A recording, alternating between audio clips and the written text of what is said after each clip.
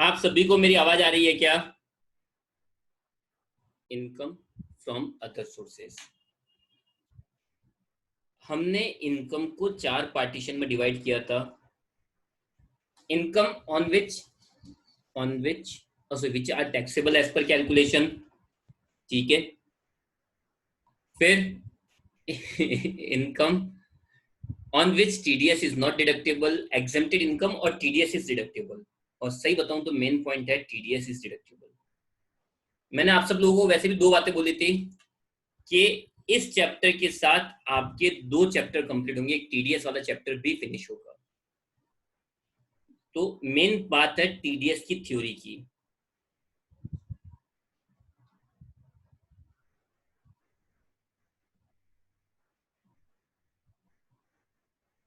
ये पूरा टॉपिक पूरे अच्छे से समझना, ये पूरा टॉपिक थोड़ा ढंग से और ध्यान से समझना। टीडीएस टीडीएस क्या होता है पहले वो समझो। टीडीएस क्या होता है पहले वो समझो। आपने एक चैप्टर किया है ना, अपन इसको ना एक वे बनाए समझते हैं। टीडीएस क्या होता है?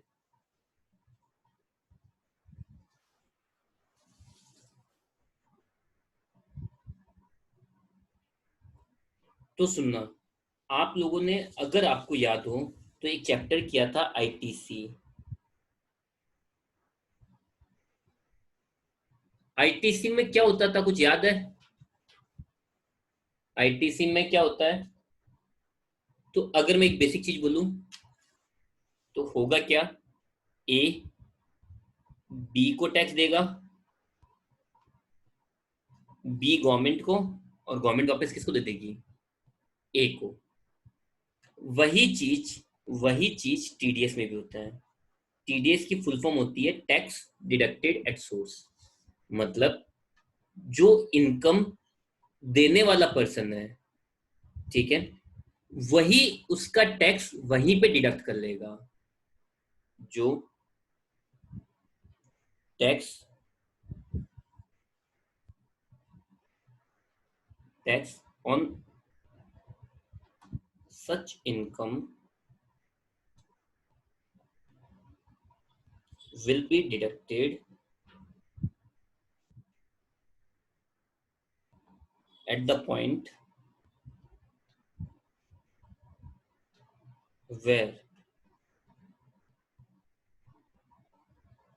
it was arised. For example देखो, कभी भी ना कोई टैक्स की एटलीस्ट टैक्स की चीजें डेफिनेशन से तो कभी समझ में आती नहीं है। इवन हमारे को तो बिल्कुल नहीं आती थी।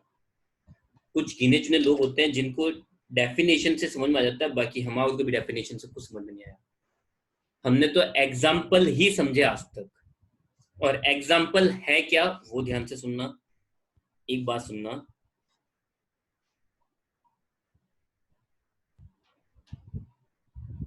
आपने आपने ठीक है, तो मैं यहाँ पे यू लिख देता हूँ। अब जो पढ़ रहा है वो अपना नाम ले लेना यहाँ पे। ठीक है, आपने बैंक में एफडी करा रखी है। एफडी करवा रखी है बैंक के अंदर।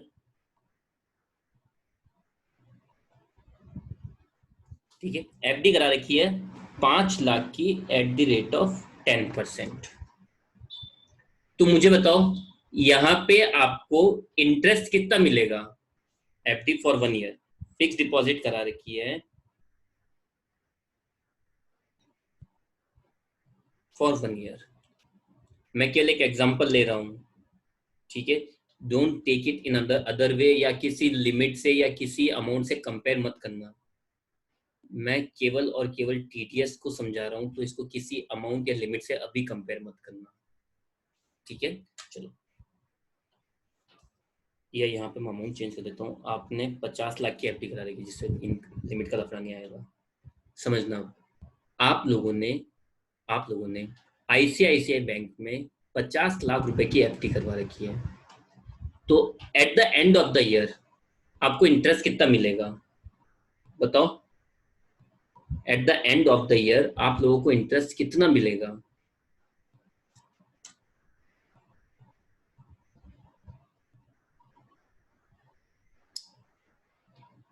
ऑब्वियसली यहाँ पे इंटरेस्ट मिलेगा। आईसीआईसीआई बैंक इंटरेस्ट पे करेगी 50 लाख का 10%।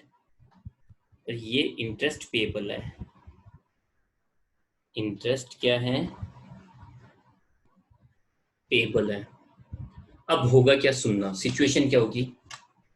आईसीआईसी बैंक को ये गवर्नमेंट ने इंस्ट्रक्शन दिए हैं कि इस पर 10% टैक्स आप वहीं पे काट लो। आईसीआईसी बैंक को इंस्ट्रक्शन क्या मिले हुए हैं? आईसीआईसी बैंक को इंस्ट्रक्शन मिले हुए हैं कि इस 5 जो इनकम है उसका 10% टैक्स वहीं पे काट लो। तो अब क्या करेगी आईसीआईसी बैंक? क्या करेगी आईसीआईसी बैंक? क्या करेगी, जो इंटरेस्ट है, जो इंटरेस्ट आप लोगों को देना है उसमें से क्या करेगी, पे टू यू। आपको कितना पे कर देगी?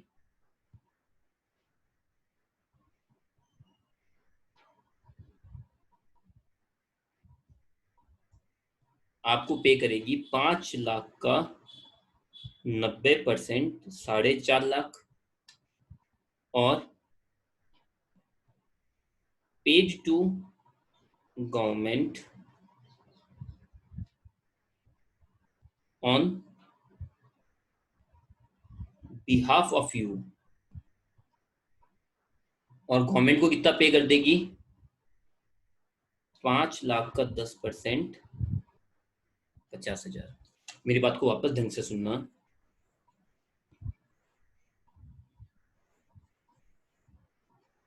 होगा क्या, यहाँ पे सिचुएशन क्या क्रिएट होगी। आईसीआईसी बैंक के लिए, आईसीआईसी बैंक लाइबल टू पे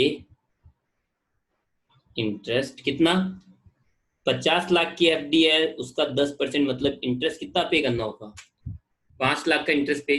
पर गवर्नमेंट के इंस्ट्रक्शन है कि उसका 10% टैक्स उसको वहीं पे काटना है। इसका मतलब आईसीआईसी बैंक आपको पूरे 5 लाख इंटरेस्ट नहीं देगी, आपको देगी 5 लाख का केवल 90%, 10% टीडीएस काट के। तो यार मैं 10% लेस कर देता हूँ, 4.5 लाख रुपए आपको दिए। और 10% amount paid to government on behalf of you. आपके बिहाफ पे गवर्नमेंट को दे देगी 5 लाख का 10%, 50,000। तो देखो, आपकी इनकम, आपकी जो इनकम थी उसका टैक्स कहाँ कट गया, स्टार्टिंग में कट गया। अब होगा क्या, ये जो 50,000 रुपए है, ये जो 50,000 रुपए है वो गवर्नमेंट आप लोगों को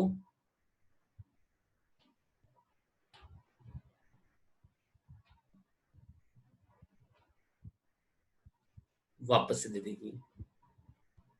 अब आप बोलोगे इतनी, जब यही चीज करनी है तो इतनी माथाफोड़ी है क्यों?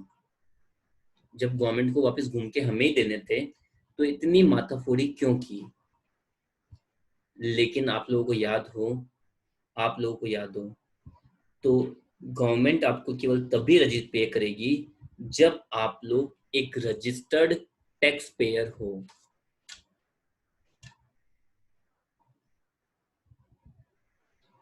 If you have pan number, अगर आपके पास पैन नंबर है तो गवर्नमेंट आपको दे देगी, बाकी गवर्नमेंट आपको देगी नहीं। तो अब हो सकता है 100 लोगों का टीडीएस कटा, 100 लोगों का टीडीएस कटा, उसमें से 90 के पास पैन नंबर था, 10 के पास नहीं था। तो 10 का पैसा तो गवर्नमेंट के पास रह गया ना, 10 का पैसा तो गवर्नमेंट के पास रहा। एक मेजर बेनिफिट हुआ या नहीं हुआ? अब समझना भी बात को। हम 100 की बात कर रहे हैं और यहाँ पे पॉपुलेशन है 130 करोड़ की, जिसमें से कम 20 करोड़ तो टैक्स पेयर होंगे। 20 करोड़ लोगों का टैक्स कटा, 20 करोड़ लोगों का टैक्स कटा, उसमें से अगर 1 करोड़ लोग भी अगर ऐसे हो गए जिनके पास पैन नंबर नहीं है तो उनकी मनी कहाँ पर रिटेन हो गई? गवर्नमेंट के पास रह गई। 1 करोड़ रुपए अगर हर एक जने के केवल 1,000 रुपए हो तो 1 करोड़ इंटू 1,000, 1,000 करोड़ रुपए का रेवेन्यू हुआ या नहीं हुआ? तो सबसे मेन बात, टीडीएस क्या होता है? जो इनकम देने वाला बंदा है, मतलब आईसीआईसी बैंक जो है, उसी ने आपका टैक्स, आईसीआईसीआई बैंक ने ही आपका टैक्स जो था वो सीधा गवर्नमेंट को जमा करा दिया आपके बिहाफ पे।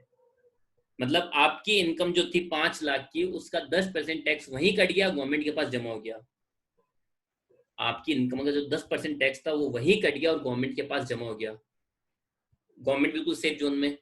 अब अगर आपके पास पैन नंबर है तो आप अपना टीडीएस क्लेम कर लोगे, गवर्नमेंट आपको टीडीएस रिफंड कर देगी। और अगर आपके पास पैन नंबर नहीं है, आप में से बात करूं, अगर आप में से, अगर अभी मेरी क्लास के अंदर 27 जन है, तो 27 जनों में से कम 2 जने तो ऐसे होंगे ही होंगे जिनका पैन नंबर नहीं होगा। तो अब आप लोगों का पैन नंबर अगर नहीं है तो टीडीएस तो कटेगा कटेगा, वेदर यू आर रजिस्टर्ड और नॉट, आपका टीडीएस तो कटेगा कटेगा। एक वही बात हो गई कि आप लोग अगर कोई चीज खरीदने जा रहे हो तो आपको जीएसटी तो देना ही है, बट अगर आप रजिस्टर्ड हो तो आपको आईटीसी मिल जाएगी, और रजिस्टर्ड नहीं हो तो आईटीसी नहीं मिलेगी। मतलब टीडीएस, अगर आपके पास पैन नंबर है तो जितना टैक्स कटा था वो आपको सारा रिफंड हो जाएगा, और अगर आपके पास पैन नंबर नहीं है तो जो आपका टीडीएस था वो गया, फिनिश। ये एक बहुत बड़ी कैलकुलेशन होती है। अब गवर्नमेंट ऐसा क्यों करती है, उसका भी एक बहुत बड़ा रीजन है। गवर्नमेंट का ये मानना है कि जिनके पास पैन नंबर नहीं है, सुनना मेरी बात को, जिनके पास पैन नंबर नहीं है वो लोग टैक्स नहीं देंगे, वो रजिस्टर्ड नहीं है, वो लोग टैक्स नहीं देंगे। अब मेरी बात समझना, पूरे प्रैक्टिकल में बहुत ध्यान से सुनना। आप लोग अभी ये मान लो, आप लोग मेरी क्लास में 30 जने हो, 30 जनों में से 3 लोगों के पास पैन नंबर नहीं है। अब सुनना, बेसिक वे में समझना।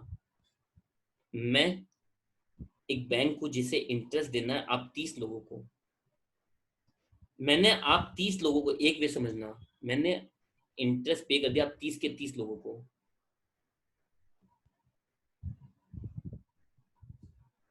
अब पैन नंबर किसके पास, आप में से पैन नंबर कितने लोगों के पास है? 27 लोगों के पास में। विदाउट पैन कितने लोग हैं? 3 जने।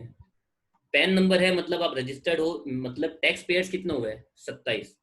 ये 27 लोग ही गवर्नमेंट को टैक्स डिपॉजिट करवाएंगे, ये 3 जने कभी टैक्स डिपॉजिट करवाएंगे नहीं। तो गवर्नमेंट को तो केवल 27 लोगों का टैक्स मिला। उल्टा चेक करते हैं इसी चीज को उल्टे में चेक करते हैं। मैंने क्या करा, मैं बैंक हूं, मुझे टीडीएस देना था, सॉरी मुझे इंटरेस्ट देना था, तो मैंने क्या करा, फॉर ऑल 30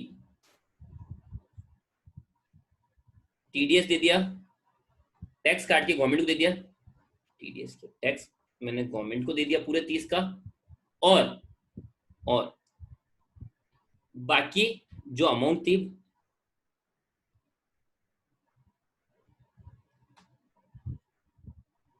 अब गवर्नमेंट क्या करेगी, आप में से कितने पैन कार्ड वाले कितने हैं? विदाउट पैन कितने माना अपन ने? विदाउट 3, और पैन नंबर किसके पास है? तो गवर्नमेंट 27 का रिटर्न कर देगी, बट 3 का गवर्नमेंट के पास रह जाएगा। तो देखो, पहली सिचुएशन के अंदर 3 लोगों का टैक्स ही नहीं आया, और दूसरी सिचुएशन के अंदर 3 लोगों का टैक्स गवर्नमेंट के पास रहा। तो गवर्नमेंट उन लोगों को आइडेंटिफाई करना चाहती है, उन लोगों का टैक्स खुद रखना चाहती है जो लोग एक्चुअली पैन नंबर नहीं है और जो फ्यूचर में टैक्स डिपॉजिट नहीं करवाएंगे। टीडीएस का केवल एक ही लॉजिक है कि कुछ पर्सन ऐसे होते हैं जिनके पास टीडीएस नहीं है, और सॉरी पैन नंबर नहीं है। पैन नंबर नहीं है इसका मतलब वो रजिस्टर्ड नहीं है, रजिस्टर्ड नहीं है रजिस्टर्ड नहीं है इसका मतलब वो गवर्नमेंट को टैक्स डिपॉजिट नहीं करवाएंगे। तो ऐसे लोग टैक्स डिपॉजिट करवाने से ना बचें, इसलिए गवर्नमेंट ने कुछ ऐसे इनकम पे टीडीएस काटना कंपल्सरी बता रखा है। टीडीएस का मतलब ये हो गया, टीडीएस का मतलब ये हो गया कि जहां पे इनकम अराइज हुई है वहीं पे उसका टैक्स कट जाएगा, और वो टैक्स जनरली अगर आपके पास पैन नंबर है तो आपको रिफंड हो जाएगा, और नहीं है तो चलता रहेगा, मतलब गवर्नमेंट रिटेन कर लेगी। और जो गवर्नमेंट ने रिटेन करा वही गवर्नमेंट का प्रॉफिट है और उसी को ध्यान में रखे गवर्नमेंट ने टीडीएस का कॉन्सेप्ट अडॉप्ट कर रखा है। तो टीडीएस और कुछ नहीं है, अगर मैं शॉर्ट में समझाऊं तो जहां से इनकम अराइज होती है, जो इनकम देने वाला शख्स है वही क्या करता है, उसका टैक्स कट कर लेता है और आपको दे देता है। वही बंदा क्या होता है, टैक्स कट कर लेता है, बाकी ये पैसा आपको दे देगा। और जो टैक्स है वो आपके बिहाफ पे, वर्ड मेरी ध्यान सुनना, आपके बिहाफ पे, मतलब अगर मैं आपका टैक्स काट रहा हूँ, मैं अगर आप लोगों का टैक्स काट रहा हूँ, सुनना मेरी बात को, तो मैं आप लोगों के नाम से ही वहां जमा करूंगा, मेरे नाम से जमा नहीं करूंगा। अब अगर मैं इसका एक इजी एग्जांपल दूं जो आपको झटके से याद आएगा, केबीसी, सबके सुना हुआ होगा। अगर आप 1 करोड़ रुपए जीतते हो तो आपके हाथ में 70 लाख ही आता है, तो बाकी के 30 लाख क्या हुआ है? अभी तो अचानक अपनी फीस ले ली आपको खिलाने की, नहीं, वो 30 लाख रुपए टीडीएस कट गया। वो 30 लाख रुपए क्या हुआ, टीडीएस कटा है। ठीक है, तो कुल मिला के टीडीएस की थ्योरी ये है कि जहां पे इनकम अराइज होती है, तो केबीसी में आपकी इनकम अराइज हुई थी, वहीं पे वो बंदा क्या कर लेगा, टीडीएस काट लेगा। आया सबके समझ में, यस और नो?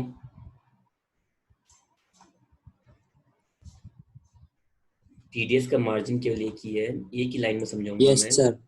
टीडीएस का केवल एक लॉजिक होता है, जहां पे इनकम अराइज होती है वही उसका टैक्स कट कर लेता है और कुछ भी नहीं। ठीक है, चलो, तो अब टीडीएस की थ्योरी थोड़ा ध्यान से और ढंग से सुनना। भैया, हेलो भैया।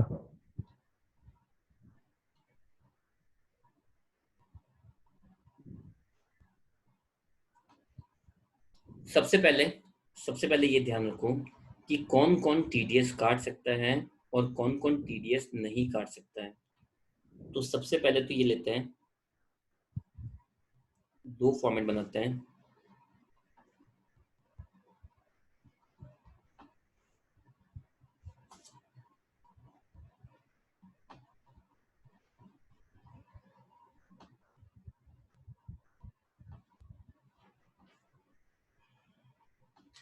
ऐसे कौन कौन से लोग हैं जो टीडीएस काट सकते हैं? पहला क्वेश्चन ये आता है, ऐसे कौन कौन से लोग हैं जो टीडीएस काट सकते हैं?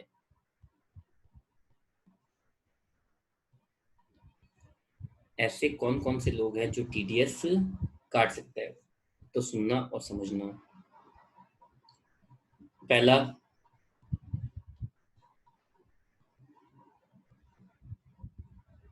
Indian company. इंडियन कंपनी हमेशा टैक्स काटेगी। ठीक है, फिर इंडियन कंपनी एंड फर्म, ये हमेशा टीडीएस काटेंगे। बैंक ऑन एफडी, बैंक हमेशा एफडी पे, या मैं ये बोल सकता हूँ only FD, bank on only fix deposit. फिर ऐसे इंडिविजुअल या फिर HUF who are liable for audit। ऐसे इंडिविजुअल्स या एचयूएफ, ऐसे इंडिविजुअल्स और एचयूएफ जो ऑडिट करवाने के लिए लाइबल है, और लाइबल कब होते हैं?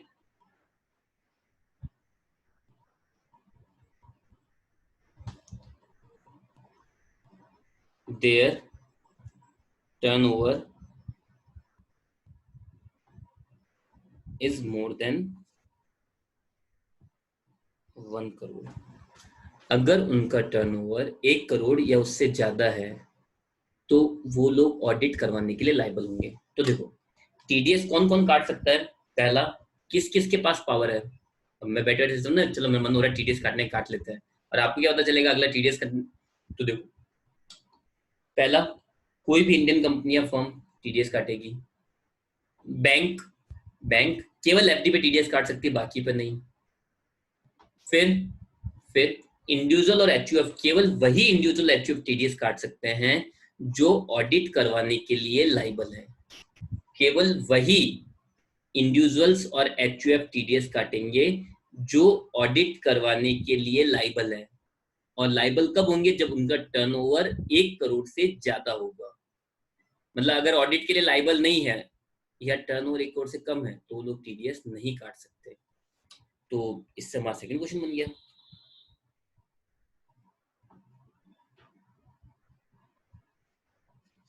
who is not liable to deduct TDS। तो TDS डिडक्ट कौन नहीं कर सकता? भाई सिंपल सी बात याद रखे ना, ये लोग कर सकते हैं, ये लोग कर सकते हैं, तो बाकी जो बच्चे वो क्या करेंगे? वो नहीं कर सकते। लॉजिकल बात है, इसमें सोचने वाली बात है क्या कुछ भी? बिल्कुल भी नहीं है। तो कौन? इंडियन कंपनी और फर्म, मतलब कोई भी फॉरेन कंपनी टीडीएस नहीं काट सकती है। बैंक ओनली एफडी, तो बाकी समझ में आ गया, बैंक सेविंग अकाउंट इन पे नहीं काट सकती है। गवर्नमेंट कभी टीडीएस नहीं काटेगी। कोऑपरेटिव सोसाइटी कभी टीडीएस नहीं काटेगी। और ये देखो वहां लिखा भी है, एक्चुअली जो ऊपर लिखा था देखो, income on which TDS is not deductible, income on which TDS is not deductible, उसमें हमने पॉइंट लिखा भी था एक्चुअली। देखो, income on which tax is not deductible, पहला पॉइंट क्या लिखा है? Interest and dividend from foreign company, cooperative society, government. तो ये लोग टीडीएस नहीं कर, हमने पहले ही चीज क्लियर कर ली, तो हम तो वहां पर वापस से उस चीज को रिवाइज ही कर रहे हैं केवल। तो कौन कौन टीडीएस नहीं काट सकता? फॉरेन कंपनी, गवर्नमेंट और कोऑपरेटिव सोसाइटी, और ऐसे इंडिविजुअल और HUF who are not liable to audit। और मैं आप लोग इतना समझदार तो मानता हूं कि अभी 1 करोड़ वाली लाइन लिखने की जरूरत नहीं है। मतलब 1 करोड़ से ज्यादा है तो ऑडिट करवानी है, तो 1 करोड़ से कम है तो ऑडिट नहीं करवानी है। चलो, तो मैंने ये मान लिया, चलो ठीक है भाई, मैंने ये समझ लिया कि ये लोग टीडीएस काट सकते हैं, ये लोग टीडीएस नहीं काट सकते हैं। फिर ऐसी कौन कौन सी, अगर मैं देखो शॉर्ट में समझू, इतना सब याद नहीं रख पाऊँ, एक लॉजिकल बात है। देखो इनकम तो बहुत सारी है, टीडीएस काटने वाली इनकम तो बहुत सारी है, इसमें मैंने 2-3 नाम तो छुड़वा दिए, बाकी इसमें 2-3 नाम और है। तो इनकम तो बहुत सारी टीडीएस काटने के लिए, ठीक है। तो बेसिकली देखा जाए तो किन किन इनकम पे टीडीएस कट सकता है, ठीक है। तो ये लोग भी कौन सी इनकम पे टीडीएस काटेंगे? पहला पॉइंट हमने ये कवर कर लिया। फिर हम लोग ये ले लेते हैं,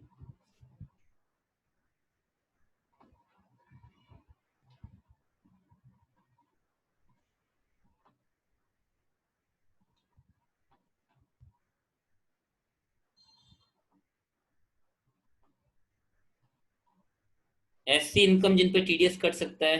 देखो वो इनकम मैंने ऊपर लिखा रखी, वही याद रखनी है। मैं केवल यहाँ पे एक शॉर्ट समरी तैयार कर रहा हूँ जिससे आप लोगों को थोड़ा याद रखने में इजी रहे। तो ऐसी इनकम कौन कौन सी है? तो सबसे पहला नाम तो दिमाग में यही आता है, कैजुअल इनकम।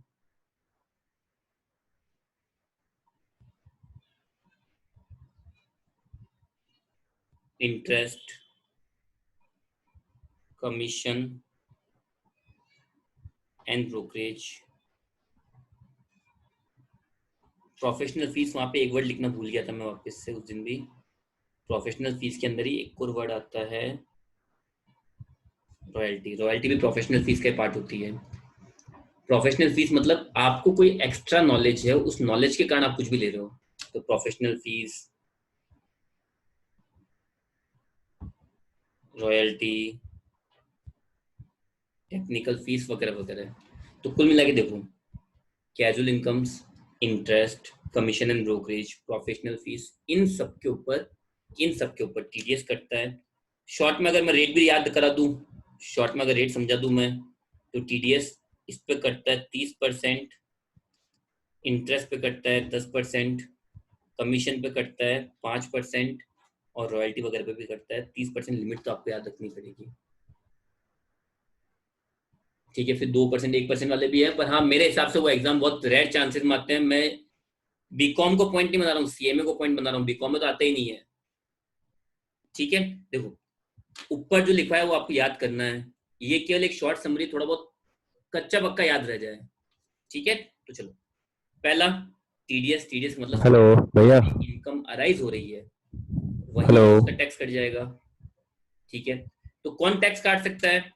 तो इंडियन कंपनी और फर्म, बैंक, जो बैंक केवल एफडी के ऊपर, और ऐसे इंडिविजुअल एचयूएफ जो अपने अकाउंट्स को ऑडिट करवाते हैं, मतलब उनका टर्नओवर 1 करोड़ से ज्यादा है। किस इनकम पे? तो जनरली कैजुअल इनकम पे, इंटरेस्ट पे, कमीशन एंड ब्रोकरेज पे, professional fees, royalty, technical fees, इन पे। कितना? कमीशन एंड ब्रोकरेज पे 5%, कमीशन एंड ब्रोकरेज पे 5%। फिर इस पे क्या होता है? इंटरेस्ट, प्रोफेशनल फीस, इन सब पे 10%, कैजुअल इनकम पे 30%, ठीक है साहब। किस तरह से? तो हमेशा जब भी इनकम आती है तो दो वर्ड चेक करो। कैलकुलेशन क्या होगी?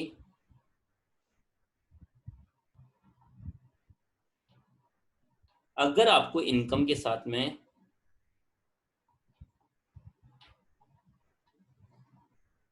रिसीव्ड वर्ड गिवन है, रिसीव्ड वर्ड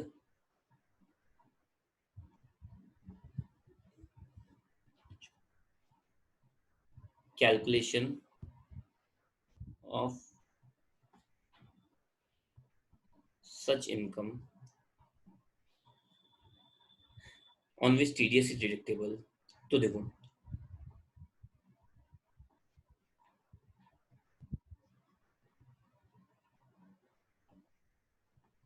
अब ऐसी इनकम की कैलकुलेशन कैसे करेंगे? तो ऐसी इनकम के लिए सीएम वाले ध्यान देना, ऐसी इनकम के लिए मैं दो वर्ड पे ध्यान दूंगा।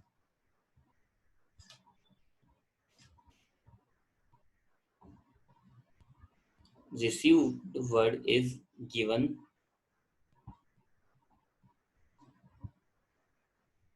with income and received word not given। received word given है या फिर received word given नहीं है। received word given है या received word given नहीं है, मैं दो बातों पर ध्यान दूंगा। अगर received word given नहीं है, अगर received word given नहीं है तो उसको मान लेंगे टैक्सेबल एज इट इज। उसको एज इट इज टैक्सेबल कर दो, बात ही खत्म, कोई पंगे वाली चीज है ही नहीं। अगर आपको रिसीव्ड वर्ड नहीं दे रखा है तो उसको एज इट इज टैक्सेबल कर दो, बिना कुछ दिमाग लगाए। बट अगर रिसीव्ड वर्ड दे रखा है, रिसीव्ड वर्ड दे रखा है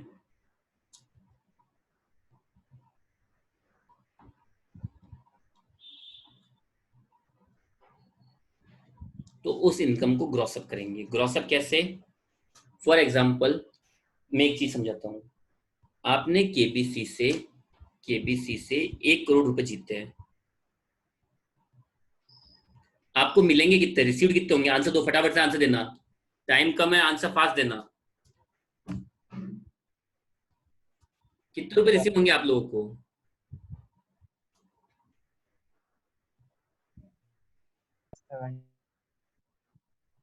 जल्दी। 70 lakh. 70 lakhs। 70 lakh.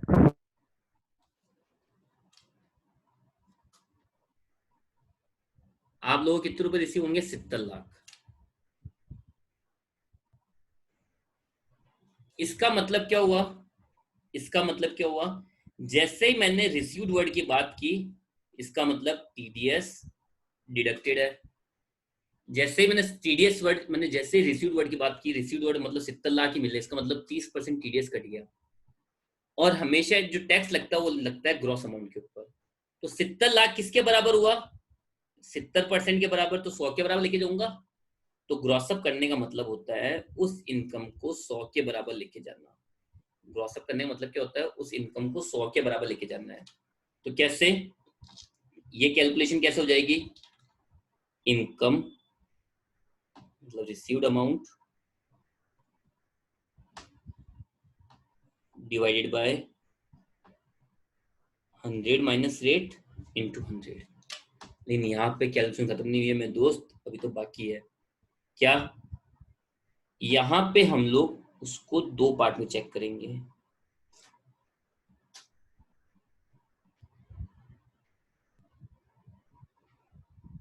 More than limit, हर एक इनकम के लिए लिमिट लिखवा रखी है आपको, और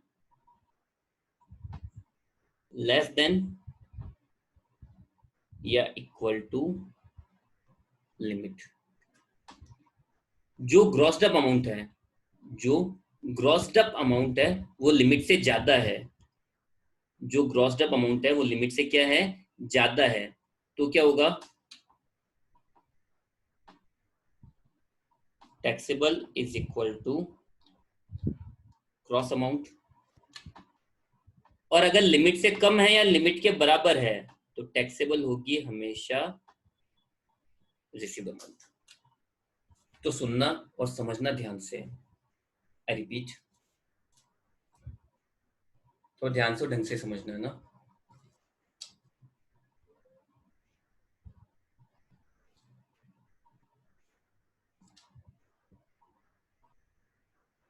ठीक है, चलो टीडीएस का पॉइंट है, तो टीडीएस के पॉइंट को तरीके से समझना थोड़ा सा। तो सुनो, सबसे पहला पॉइंट लेते हैं। टीडीएस कौन काट सकता है? तो केवल Indian company, Indian firm, bank केवल एफडी पर, और ऐसे इंडिविजुअल और एचयूएफ जो लोग अपने अकाउंट्स की ऑडिट करवाते हैं। तो ये लोग, अगर ये लोग, इन लोगों से आपको कौन सी इनकम मिले, आप लोगों को इनकम कौन सी मिलनी चाहिए? तो income such as casual interest, commission and brokerage, professional fees, royalty वगैरह। अगर ये सब इनकम मिलती है तो कैलकुलेशन क्या होगी? अगर ऐसी इनकम के साथ में आपको रिसीव्ड वर्ड नहीं दे रखा, फॉर एग्जांपल कोई बंदा था मिस्टर ए, केबीसी में गया और he won 1 crore from there, ठीक है, या मैं आपको दे रहा हूँ winning from lottery 1 lakh, winning from horse race 30,000, interest income 20,000। तो रिसीव्ड वर्ड नहीं था ना, तो ये एज इट इज टैक्स कर दो। फॉर एग्जांपल इनकम अर्न की है, जो इनकम है वो अर्न की है 30,000, तो 30,000 टैक्सेबल कर दो। समझ रहे हो बात को? तो जितनी इनकम आप लोगों ने अर्न की है वो आ जाएगी। बट अगर रिसीव्ड वर्ड दे रखा है, ठीक है, received from winning, received from lottery income 70,000, received from horse race 1 lakh, received interest received 50,000, received word दे रखा है तो उसको ग्रॉस अप। रिसीव्ड का मतलब हुआ कि उस पर टीडीएस कट चुका है, उस पर टीडीएस क्या हो चुका है, कट हो चुका है। फॉर एग्जाम्पल कैजुअल पर 30% टीडीएस कटता है, तो उस पर 30% टीडीएस कट चुका है। तो कट चुका है इसका मतलब किसके बराबर हुई? 70 के बराबर। तो इनकम को 100 के बराबर लाना होता है, जिसको हम लोग बोलते हैं ग्रॉस अप। उसको हम लोग क्या बोलते हैं? Gross up. तो अगर रिसीव्ड वर्ड दे रखा है, इसका मतलब टीडीएस कट चुका है, तो उस अमाउंट को हम लोग वापस 100 के बराबर लाएंगे। तो जो भी रिसीव्ड अमाउंट है divide by 100 minus rate into 100। अब आपने ये चेक कर लिया, अगर इसको ग्रॉस अप करने के बाद लिमिट से ज्यादा हो जाती है, लिमिट से ज्यादा, फॉर एग्जांपल कैजुअल इनकम जो होती है, कैजुअल इनकम उसमें लिमिट है 10,000 की, जो कैजुअल इनकम होती है ना उसमें 10,000 की लिमिट है। तो अगर 10,000 से ज्यादा है, किससे ज्यादा है? 10,000 से ज्यादा है। फॉर एग्जाम्पल, चलो मैं इसको एग्जाम्पल के बेस पे समझाने की कोशिश करूं। तो देखो मैं आपको बोल रहा हूं received from lottery 14,000 rupees, received word दे रखा, मैं ग्रॉस अप करूंगा कैसे? 14,000 लॉटरी कैजुअल इनकम है, कैजुअल इनकम में कितना टीडीएस कटता है? 70%, 30%, मतलब ये 70 के बराबर हुई, तो 100 के बराबर हो जाएगी 20,000। लिमिट कितनी है? 10,000, लिमिट से ज्यादा है तो 20,000 रुपए टैक्सेबल होंगे। उल्टा कर देते हैं, सॉरी, रिसीव्ड फ्रॉम लॉटरी 6300, ठीक है। तो ₹6300, तो मैं इसको ग्रॉस अप करूंगा। 6300 किसके बराबर है? लॉटरी है तो 70 के बराबर हुआ, तो 100 के बराबर कितना होगा? 9000। लिमिट कितनी है? 10,000। लिमिट से कम है तो टैक्सेबल कौन सी अमाउंट होती है? टैक्सेबल अमाउंट कौन सी होती है? रिसीव्ड अमाउंट, जो आपको अमाउंट रिसीव होगी। मतलब इसमें टैक्सेबल होंगे 20,000 और इसमें टैक्सेबल होंगे जो रिसीव्ड अमाउंट थी 6,300। तो देखो, सुनना बात को तरीके से वापिस सुनना, ठीक है। हमेशा हमेशा ग्रॉसअप करने के बाद भी, जो हम लोग अमाउंट को ग्रॉसअप कर दिया, ठीक है, ग्रॉसअप करने के बाद भी लिमिट से चेक करते हैं। अगर लिमिट से ज्यादा है तो जो ग्रॉस्ड अप अमाउंट है, फॉर एग्जांपल देखो, रिसीव्ड अमाउंट 14,000 थी, ग्रॉसअप करा 20,000, लिमिट कितनी है? 10,000। लिमिट से ज्यादा है ना, लिमिट से ज्यादा है तो कौन सी अमाउंट टैक्सेबल हुई? ग्रॉस्ड अप 20,000। बट वहीं पे अगर दूसरे एग्जांपल में देखो, रिसीव्ड हुए 6,300, ग्रॉसअप करें 9,000 आए, लिमिट कितनी है?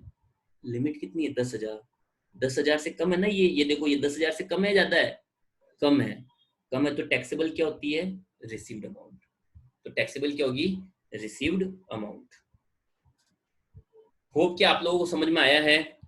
फिर भी जिन लोगों की समझ में नहीं आया है, ये क्लास इंस्टा पे स्टोरी में पड़ी है, एक बार नहीं 2 बार इसको वापस से पढ़ लेना, वापस से देख लेना, आप लोगों की समझ में आ जाएगा। नहीं आए तो वापस बोल देना, वापस कल समझा दूंगा, ठीक है। तब तक के लिए take care, stay at home, good bye. Bye sir.